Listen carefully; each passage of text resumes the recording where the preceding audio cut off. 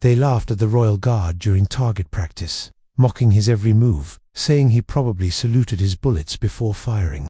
But everything changed when he casually rolled up his sleeve to adjust his gear, revealing a black mark on his forearm. The SEAL commander froze, because that symbol wasn't just a tattoo, it was something you couldn't buy, forge, or earn through normal means. It was a mark that came from a place most people don't even know exists, and it meant this ceremonial guard had a past no one saw coming. Curious what that mark really stood for and why the entire firing range went completely silent when they saw it. Hit subscribe and tell us in the comments where you're watching from. What happened next will change how you see him forever. The morning mist hung thick over Quantico's shooting range like a shroud, curling around the sandbag barriers and tactical equipment scattered across the Virginia training grounds. It was barely dawn, and already the place buzzed with the kind of energy that only came when elite warriors gathered to test their mettle against one another. The U.S. Navy SEALs had arrived first, their black tactical gear a stark contrast to the approaching British contingent, whose scarlet uniforms seemed almost theatrical in this setting.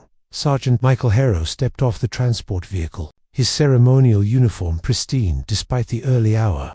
The other members of the Queen's Guard followed in formation, their movements precise and rehearsed. To the watching SEALs, they looked like museum pieces come to life, all pageantry and no substance. What the Americans couldn't see were the faded scars across Harrow's knuckles, hidden beneath white ceremonial gloves, or the way his eyes swept the range with the practiced gaze of someone who had seen real combat. Lieutenant Jake "Riptide" Malone was the first to break the morning silence, his voice carrying across the range with casual arrogance. Well, what do we have here? Looks like the palace sent us their toy soldiers." His team chuckled, adjusting their gear with the easy confidence of men who had earned their reputation in the world's most dangerous places. They had no idea they were looking at a ghost from their own past. Harrow methodically began preparing his L-85 rifle, his movements economical and precise. He said nothing in response to the taunts, his focus entirely on the weapon in his hands. The other guards followed his lead, maintaining the stoic silence that had become their trademark. But for Harrow, this silence carried deeper meaning. It was the same disciplined quiet he had learned in places where a single sound could mean the difference between life and death. The flashback hit him without warning, triggered by the familiar weight of the rifle in his hands. Baghdad, 2009. The same hands that now adjusted ceremonial equipment had once planted breaching charges on insurgent strongholds, moved through hostile territory under cover of darkness, and pulled wounded comrades to safety under enemy fire. The contrast between then and now was stark, but the skills remained razor-sharp beneath the ceremonial surface. Commander David Bennett stood apart from his men, observing the British arrivals with more interest than amusement. Something about the way the lead guard handled his weapon caught his attention. There was nothing ceremonial about those movements. Bennett had spent enough time in combat zones to recognize the difference between parade ground precision and battlefield expertise. This man moved like a predator, not a performer. The rangemaster's voice cut through the morning air, professional and nonsense. "Gentlemen, we'll be running through a series of combat scenarios today. Drill 7, first hostage situation, 300 meters, moving targets. SEALs, you're up." The American team stepped forward with practiced confidence, their movements sharp and coordinated. They had run this drill countless times, in training and in real operations across the globe. Malone's team performed admirably, their shots precise and their teamwork flawless, times that would have impressed most military units anywhere in the world. The watching guards remained impassive, showing neither approval nor criticism, but Harrow's eyes tracked every movement, cataloging techniques and noting weaknesses with the automatic assessment of a professional warrior. When the SEALs finished, there was a moment of satisfied silence. They had posted respectable times that spoke of countless hours of training and real-world application. Malone holstered his sidearm with a flourish, turning toward the British contingent with a smirk.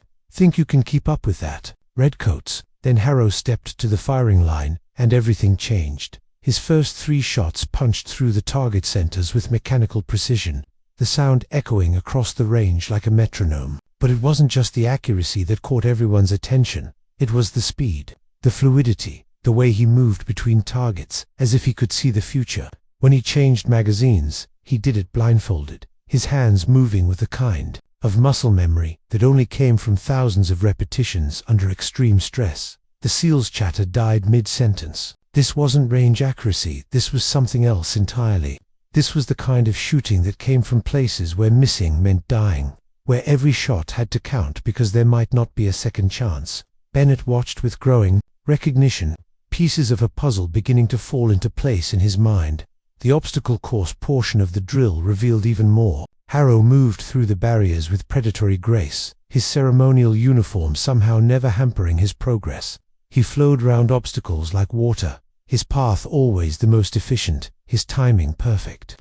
The other guards were skilled, but Harrow was on another level entirely, a level that spoke of training far beyond anything the ceremonial units typically received. It was during a particularly challenging sequence that his sleeve rode up, revealing just a glimpse of faded ink on his forearm. Most of the watching Americans missed it, focused as they were on his impossible performance. But Bennett saw it, and the sight hit him like a physical blow.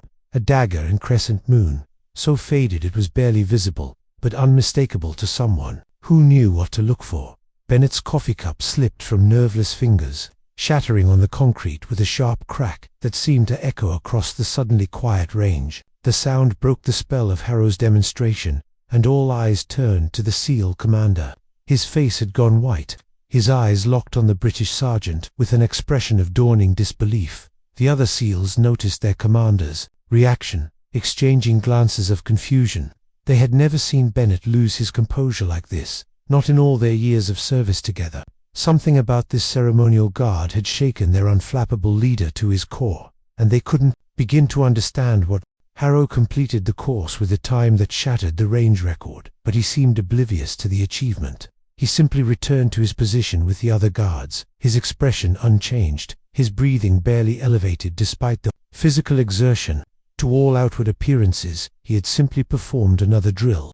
Nothing more significant than a morning's work, but Bennett couldn't take his eyes off him. The tattoo had triggered a flood of memories, taking him back to a place and time he had tried for years to forget. Iraq, 2011. The operation that had gone sideways, the safe house that had collapsed, the impossible rescue that had saved his entire team, and the mysterious British operative who had seemed to appear from nowhere, moving through the rubble like a ghost, pulling wounded SEALs to safety with impossible strength and skill. The post-drill debriefing was supposed to be routine, but Bennett found himself making excuses to linger, waiting for the right moment to approach the British sergeant. He needed to know, needed to confirm what his instincts were telling him. The tattoo was rare, so rare that fewer than 50 people in the world carried it. It marked membership in something that officially didn't exist, a joint task force, so classified that its very name was compartmentalized.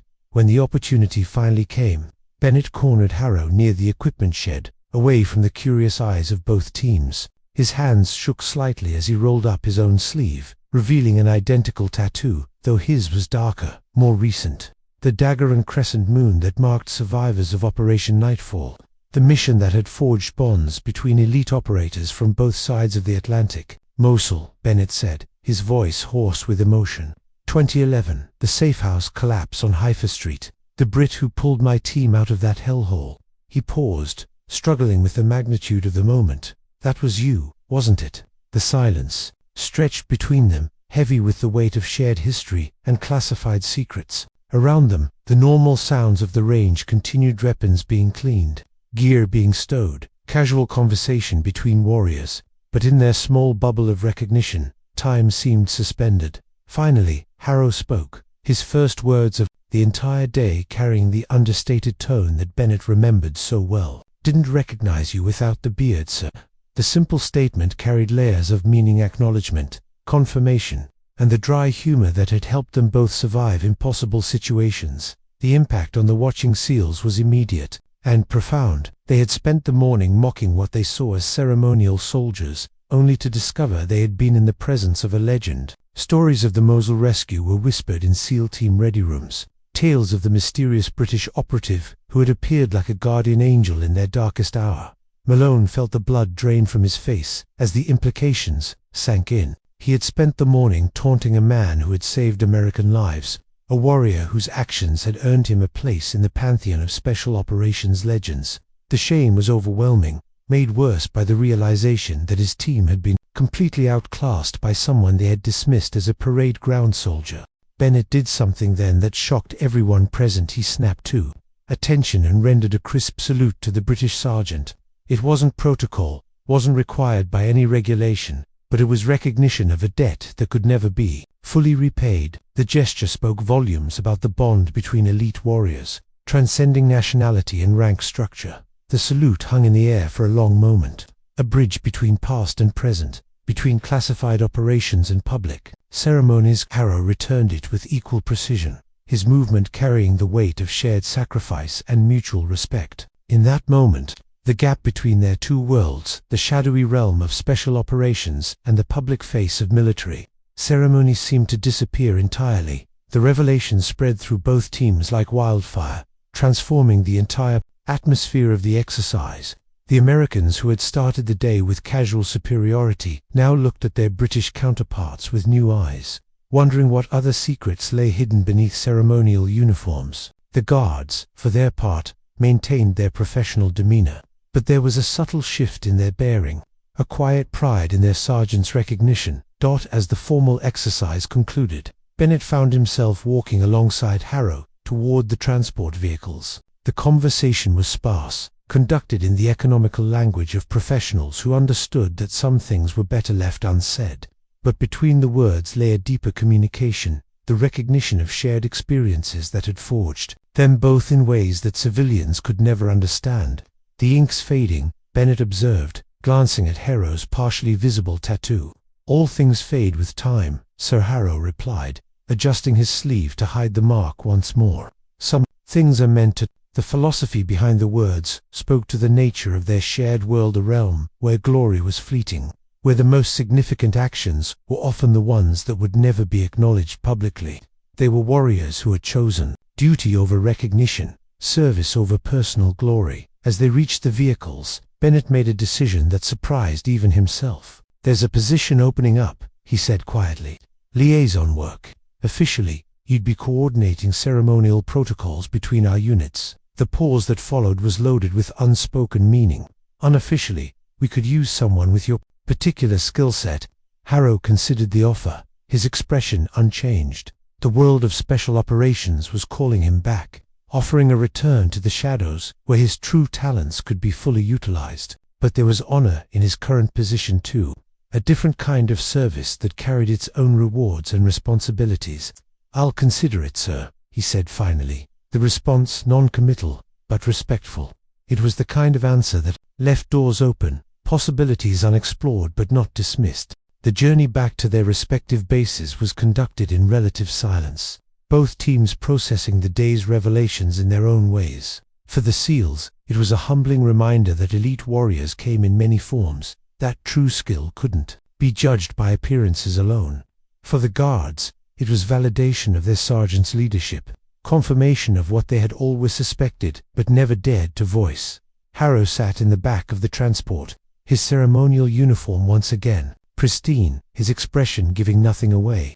But his mind was racing, pulled between two worlds that demanded different things of him. The structured pageantry of his current role provided a kind of peace, a way to serve without the constant adrenaline and life or death decisions that had defined his earlier career. Yet the encounter with Bennett had awakened something in him, a reminder of who he had been before the ceremonies and traditions, the part of him that thrived on impossible missions, that found purpose in the shadows where politicians never ventured and historians never recorded. It was a fundamental part of his identity, one that no amount of ceremonial duty could completely suppress. The return to Buckingham Palace felt almost surreal after the morning's events. The familiar routine of changing back into dress uniform, the preparation for afternoon duties, the careful attention to every detail of appearance and protocol, it all seemed somehow smaller now, less significant in the wake of his reconnection with his operational past. But as he stood at his post later that afternoon,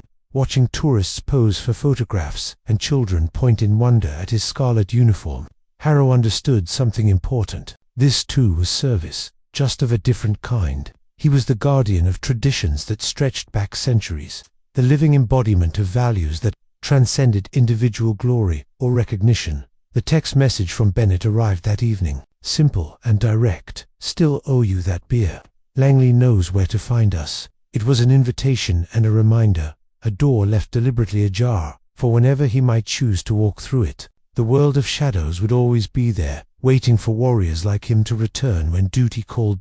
Standing in his quarters that night, Harrow examined the faded tattoo in the mirror, tracing the barely visible lines with one finger. It was a mark of membership in an exclusive brotherhood, a reminder of sacrifices made and debts owed. But it was also a symbol of choices, of the paths taken and not taken that defined a warrior's journey. The tattoo represented a chapter of his life that had shaped him profoundly, but it didn't define his entire story. He was more than the sum of his classified missions, more than the ghost who had pulled American soldiers from collapsed buildings in distant war zones.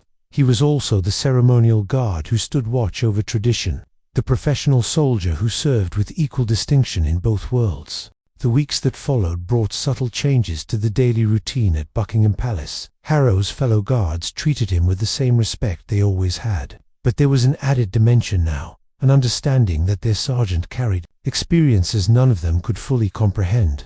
The knowledge was never spoken aloud, but it was there in the way they looked to him for guidance, in the extra attention they paid to his instructions. Word of the Quantico incident had spread, through unofficial channels, the kind of professional network that existed between elite units, regardless of nationality. Officers who had never heard of Sergeant Michael Harrow suddenly knew his name, knew the stories that surrounded his service in places that didn't officially exist on any map. But for Harrow himself, the most significant change was internal. The encounter with Bennett had forced him to confront questions he had been avoiding for years. What did it mean to be a warrior in peacetime?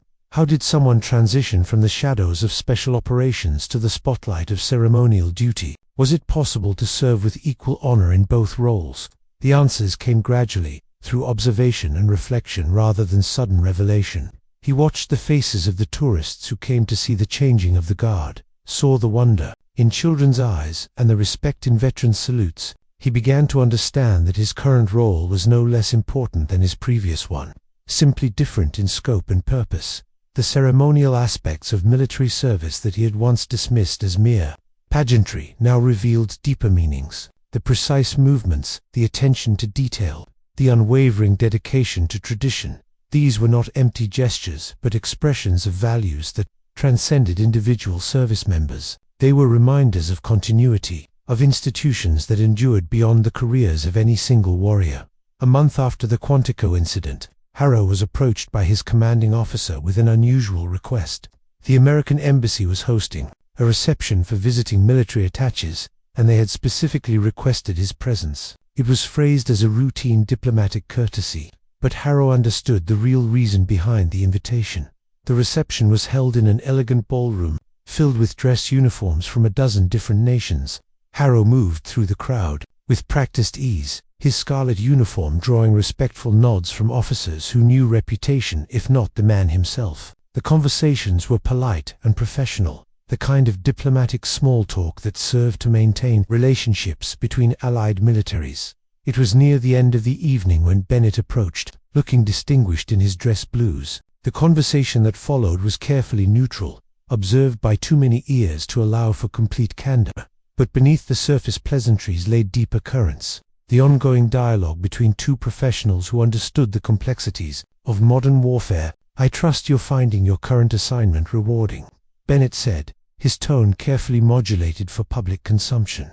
"Every form of service has its own rewards, sir," Harrow replied, equally diplomatic. "The challenge is finding ways to excel, regardless of the specific mission parameters." The exchange was brief but meaningful, a professional acknowledgement that left both men satisfied. Bennett had received his answer. Harrow was content in his current role and not looking to return to operational status. For Harrow, it was confirmation that his choice to remain with the ceremonial guard was understood and respected by his former colleagues. As the reception wound down, Harrow found himself thinking about the nature of military service and the different ways warriors could serve their countries. The special operations community would always hold a special place in his heart, but his current role offered different satisfactions, different ways to make a meaningful contribution. The months that followed brought new challenges and responsibilities. Harrow was selected for advanced ceremonial training, learning the intricacies of state occasions and diplomatic protocols. The skills were different from those he had honed in combat zones, but they required the same attention to detail, the same commitment to excellence that had defined his operational career. There were moments when the old life called to him, reports from distant conflicts, encrypted messages from former teammates still active in special operations, the eternal pull of adrenaline and purpose that defined the warrior mindset. But each time, he found reasons to stay, to continue serving in his current capacity. The tourists who photographed him never knew they were looking at a living legend, a man whose actions had saved American lives and shaped the outcome of classified missions. The children who waved at him from behind the palace gates had no idea that his steady presence represented not just tradition, but the ongoing vigilance of warriors who served in many different ways. One autumn evening, as Harrow stood guard duty outside Buckingham Palace, he reflected on the journey that had brought him to this point. The scarlet uniform that had once felt like a costume now felt like a natural extension of himself, as much a part of his identity as the faded tattoo hidden beneath his sleeve. The gates of the palace caught his reflection as he turned, and for a moment he saw both versions of himself simultaneously: the ceremonial guard, maintaining tradition, and the shadow warrior who had once moved through hostile territory under cover of darkness. They were not contradictory identities, but complementary ones, different expressions of the same fundamental commitment to service. A group of later-vinning tourists paused to take photographs, their cameras clicking in the darkness. Harrow remained motionless, a living statue representing centuries of military tradition. But behind his ceremonial stillness, his mind was active, alert to his surroundings with the same professional awareness that had kept him alive in the world's most dangerous places. The tourists moved on, and Harrow resumed his measured pace along his designated route. The palace grounds were quiet now, peaceful in a way that allowed for deeper reflection. He thought about the choices that had brought him here, the paths taken and not taken that had shaped his career and his identity. In his pocket, his phone buzzed with a new message. It was from Bennett, brief and professional. Annual joint training exercise planned for next spring. Your expertise in ceremonial protocols would be valuable for the diplomatic aspects. Interested? The invitation was carefully worded, offering participation without requiring a return to operational status. Harrow considered the message as he completed his circuit of the palace grounds. It represented a way to bridge his two worlds, to contribute his unique combination of operational experience and ceremonial expertise to a new generation of warriors. The opportunity appealed to him, offering a chance to mentor others while remaining true to his current commitments. His response was equally professional. Send details. Tentatively interested pending official approval. It was the kind of measured reply that left doors open while maintaining appropriate boundaries. The world of special operations would always be part of him, but had no longer defined the entirety of his service. The night shift passed quietly, marked by the regular rhythms of ceremonial duty. When dawn broke over London, Harrow was relieved. By the morning guard, his duties completed with the same precision that had characterized every aspect of his military career. The transition from night to day marked another cycle in the endless routine that had become his new normal. In his quarters, Harrow carefully hung up his ceremonial uniform, the scarlet wool pristine despite the night's duties. The routine of preparation and maintenance was as much a part of his service now as weapons cleaning had been in his operational days. Different tools, different purposes, but the same underlying commitment to professional excellence. The faded tattoo caught his eye in the mirror as he changed clothes, a reminder of journeys taken and battles fought in places that would never appear in official histories. It was a mark of membership in an exclusive brotherhood, but it was no longer the defining symbol of his identity. He had evolved beyond the narrow confines of any single role, becoming something more complex and nuanced. A knock at his door interrupted his thoughts. One of the junior guards stood at attention, seeking guidance on a procedural matter that had arisen during the morning preparations. Harrow provided the needed instruction with patient professionalism, understanding that his role now included mentorship as well as ceremonial duties. The interaction reminded him of something important: the way knowledge and experience passed from one generation of warriors to the next, regardless of the specific nature of their service. Whether in special operations or ceremonial units, the military functioned through the transmission of expertise from veterans to newcomers.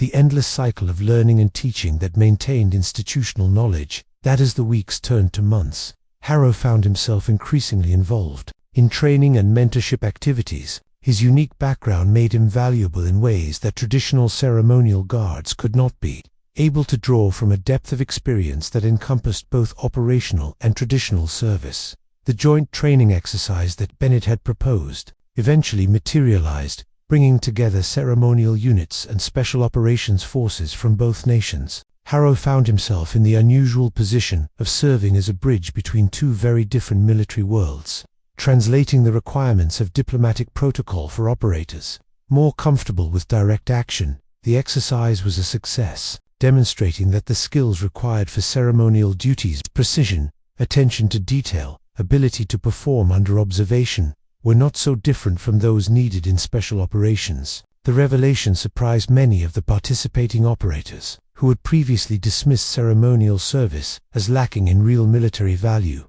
For Harrow, the exercise provided validation of his career choices and confirmation that his current role was no less meaningful than his previous one. He had found a way to serve that honored both his operational past and his ceremonial present, bridging worlds that had once seemed incompatible. The final evening of the exercise brought an informal gathering of all participants, a chance for warriors from different specialties to share experiences and perspectives. Harrow found himself surrounded by operators, eager to hear stories from his classified past. But he deflected most questions with the practiced ease of someone accustomed to maintaining operational security. Instead, he spoke about the evolution of military service, the different ways that warriors could serve their countries throughout their careers. He talked about the importance of tradition and ceremony in maintaining institutional memory, the role of visible military presence in reassuring civilian populations, and the skills that transferred between operational and ceremonial roles. Audience listened with unexpected interest, many of them beginning to understand for the first time that ceremonial service was not a dead-end assignment, but a different expression of the same professional values they held dear. Some even began to consider how their own careers might evolve as they aged out of direct operational roles. As the evening wound down, Bennett approached Harrow for a private conversation. They walked outside, away from the crowded facility, finding a quiet spot where they could speak freely. The night air was cool, filled with the sounds of normal life continuing round the military base. "You've found your place," Bennett observed, his tone carrying approval and perhaps a touch of envy. "We all find our place eventually," Sir Harrow replied. "The challenge is recognizing it when we do." They stood in comfortable silence for a moment, two warriors who had shared experiences that would never be fully understood by those who hadn't lived them. The bond between them remained strong, but it was no longer defined by their shared operational past. It had evolved into something more mature, a mutual respect for the different paths they had chosen. "The offer remains open," Bennett said finally, "if you ever decide you want to return to the operational side." Harrow nodded, understanding that the door would always be there if he chose to walk through it. But he also knew that he wouldn't be taking that option. He had found something in his current role that satisfied him in ways that operational service no longer could, a different kind of purpose that suited this stage of his career. The return to London and normal duties felt like coming home after a long journey. The familiar routines of palace guard duty, the precisely choreographed movements of ceremonial service, the respectful distance maintained with tourists and dignitaries, all of it had become as natural to him as breathing. But there were changes, too, subtle shifts that reflected his growing understanding of his role and its importance. He began to see connections between the precision required for ceremonial duties and the skills that had served him in special operations, the attention to detail, the ability to perform flawlessly under pressure, the importance of teamwork and trust. These were universal military values that transcended specific roles. His reputation within the ceremonial community grew, built on a foundation of professional excellence and leadership that drew from his entire military experience. Junior guards sought his guidance not just on procedural matters, but on broader questions of military service and career development. He found himself becoming a mentor in ways he had never expected, helping others navigate their own journey through military life. The palace itself seemed different to him now, not just a historic building requiring protection, but a symbol of continuity and tradition that connected past and present. Standing guard at its gates, he was part of something larger than himself, a living link in a chain of service that stretched back centuries and would continue long after his own career ended. Years passed, marked by the changing seasons and the endless cycle of ceremonial duties. Harrow's position evolved with his experience, eventually leading to promotion and increased responsibilities within the ceremonial structure. The faded tattoo on his arm became even fainter with time, but the memories it represented remained sharp and clear. New challenges arose: state visits, requiring special protocols, security concerns that drew on his operational background, training requirements that needed to be adapted for changing times. Each challenge was met with the same professional competence that had characterized his entire military career, regardless of the specific nature of the service. The joint exercises with Allied Special Operations forces became a regular occurrence, with Harrow serving as a key liaison between the ceremonial and operational communities. His unique background made him invaluable in bridging the gap between two very different military cultures, helping each side understand the value and importance of the other's mission. Younger guards, under his supervision, began to show the influence of his mentorship, displaying a level of professional awareness and adaptability that went beyond traditional ceremonial training. They understood that their role was part of a larger military tradition, connected to but distinct from the operational forces that garnered more public attention.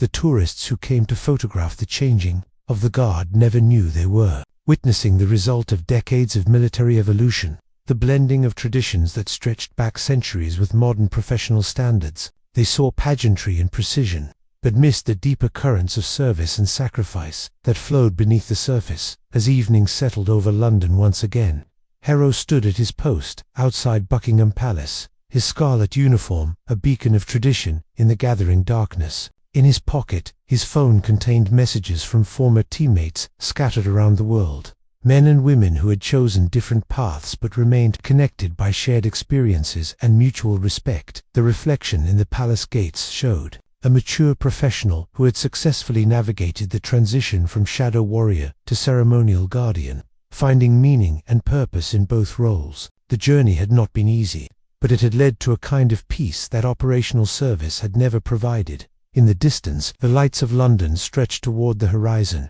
millions of people going about their daily lives in the security provided by warriors they would never meet. Some of those warriors operated in shadows, conducting missions that would never be acknowledged.